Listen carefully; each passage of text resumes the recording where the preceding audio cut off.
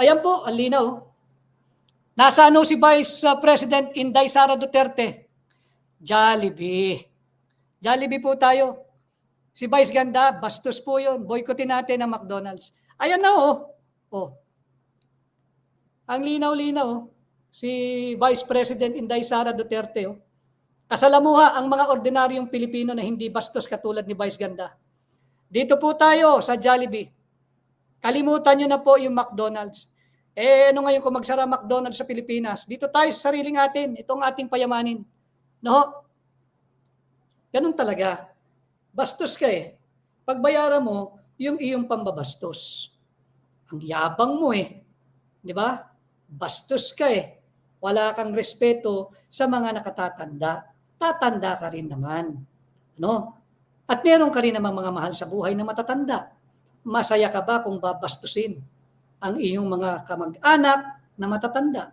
Hindi ba sa kultura nating mga Pilipino, hindi ko lang alam kung anong kultura mo. Kultura nating mga Pilipino, minamahal, inaaruga, pinoprotektahan natin ang ating mga nakatatanda. Ang mga lolo, ang mga lola, ang ating mga magulang. Si Pangulong Duterte, bukod sa naging Pangulo, tatay din yan, Vice Ganda. Vice Ganda, tatay din si Pangulong Duterte. May mga anak din yan na nasasaktan sa pambabastos mo. Pero may narinig ka ba sa bibig ng mga anak ni Pangulong Duterte? Wala. Binastos ba ang nanay mo? Hindi. At hindi mangyayari yun. Ako rin. Lahat ng mga DDS, huwag nating idama yung hindi kasali. Ating respetuhin ang magulang ni Vice Ganda. Pero si Vice Ganda, boycottin natin yan. McDonald's, tiis-tiis mo na. Mag-Jollibee tayo. Mag-Andox tayo. Mag-Waxis tayo. Shake Shack, pwede.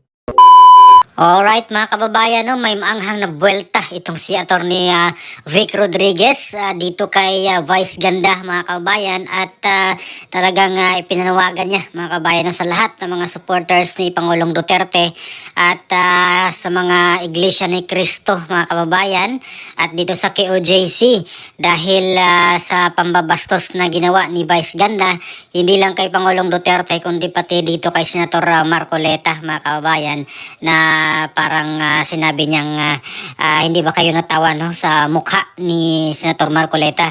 Ayan, so yun po yung kanyang joke mga kababayan no, doon sa kanyang concert.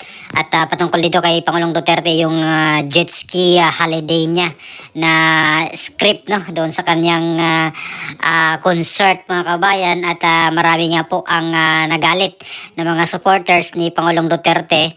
At ngayon, itong si Attorney Vic Rodriguez ay may maanghang na buwelta mga kababayan at nanawagan pa na i-boycott ang lahat ng mga programa ni Vice Ganda at itong McDonald's mga kababayan no, or McDonald's na isang fast food chain dito po sa ating bansa na talagang apektado ngayon dito mga kababayan kasi kung lahat naman ng mga Duterte supporters ay i-boycott, nako kawawa mga kababayan, ilang milyon yan mga kababayan no, mga supporters ni Pangulong Duterte at idagdag mo pa dyan itong mga Iglesia ni Cristo, ay grabe mga kababayan at meron pang KOJC.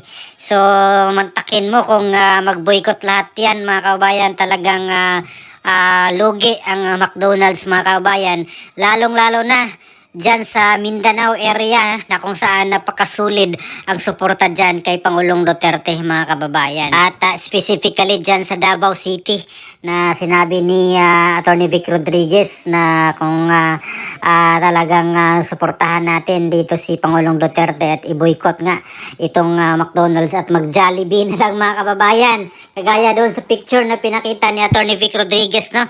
Ito yung pagbisita ni BP Sara sa isang Jollibee fast food branch dyan sa Cebu. Nung patawid ata siya dito nung time na yon sa Negros Occidental. So galing silang Leyte nito, or at first sa Samar, no? Sa Samar, tapos tumawid ng Leyte, tapos pumunta sila ng Biliran sa Naval, and then Ormoc.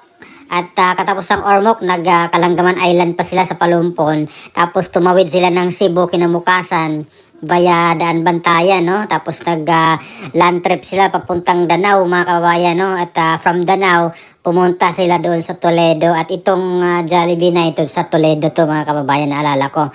Dahil na ano dito si BP Sara, almusal sila dito at meron nga po siyang binigyan dito ng pagkain, no, mga bata na nakita niya doon sa Jollibee at binilhan niya ng mga pagkain. Tapos tumawid na po sila nito. After dito, tumawid sila doon sa Negros na mga kababayan. At ngayon nga ay binalik ni Attorney Vic Rodriguez, no, itong picture ni VP Sara na pinagkaguluhan po siya dito sa Jollibee mga kababayan, no, dito po sa Cebu, sa Toledo, nung dumaan sila dito mga kababayan, no, sa Toledo City sa Cebu. At yun nga yung bash ngayon kay Vice Ganda mga kababayan, dahil doon sa kanyang joke na syempre hindi naman lahat natuwa, no. Syempre yung mga solid Duterte supporters ay talagang magagalit dito sa ginawang mockery, no, ni Vice Ganda laban kay or patungkol kay dating Pangulong Duterte at pati na rin kay Senator Marcoleta mga kababayan, dahil syempre ay galit din po siya dito kay Senator Marcoleta dahil pinasara nga po yung ABS-CBN na kung saan doon siya kumikita ng ng malaki, no. Syempre yung trabaho niya doon siya binayaran ng ABS at pinasara dahil doon sa kanilang problema, no, sa kanilang franchise na hindi po binigyan ng Congress dahil doon sa maraming violations.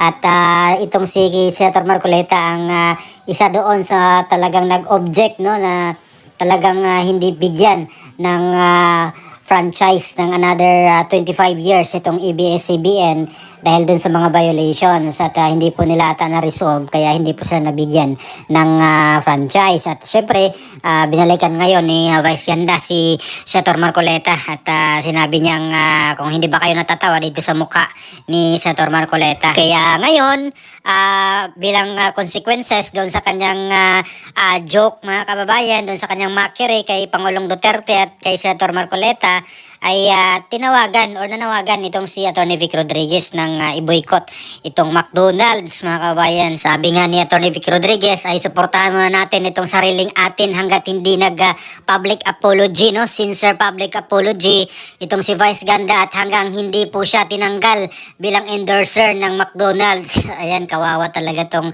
McDonald's mga kababayan, no. Damay sila dito sa ginagawa ni Vice Ganda na walang kwentang joke para lang mapatawa. Siyempre mapatawa yung mga anti-Duterte dito sa kanya.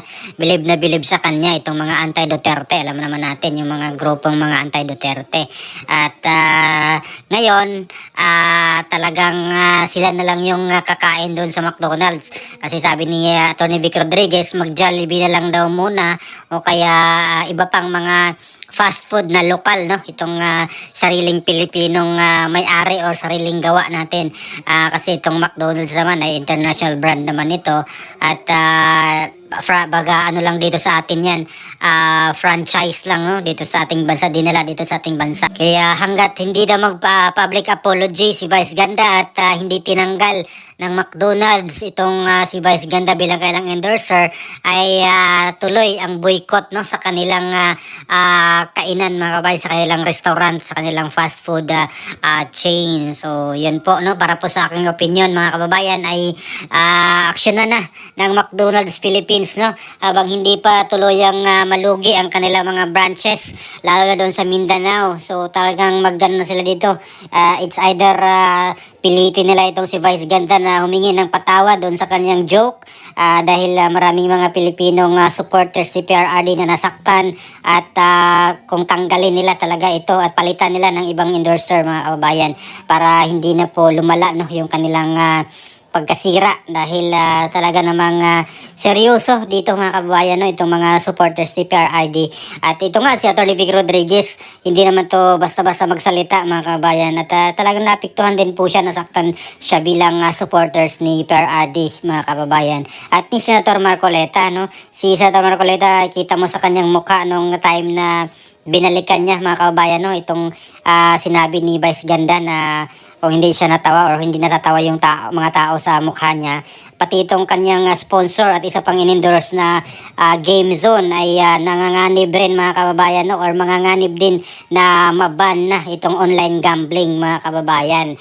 Kasi talagang gustong ipaban ni Senator Marcoleta itong mga online gambling dahil sa masamang epekto nito mga kababayan, once na ma-addict ang mga Pilipino dito sa mga online na sugal na ito ay puro problema lang ang maibigay nito mga kababayan. Kaya nais pong ipatigil, no, totally banned itong online gambling mga kababayan dito sa ating bansa. Tinanggal na po nga nila yung Pogo at yung online isabong at meron namang pinalit mga kababayan na iba pang mga online gambling. So wala ding saysay, no, yung kaya lang pagtanggal ng mga naunang mga online gambling at yung Pogo. Kasi ito pinalit nila ngayon sa current administration itong Pigo, itong Philippine Insure na mga kababayan, no. Parang kapalit ng Pogo yung itong mga online gambling na mismo mga Pilipino ang tumataya mga kababayan. Same doon sa online isabong noong na mga nakaraang taon, no.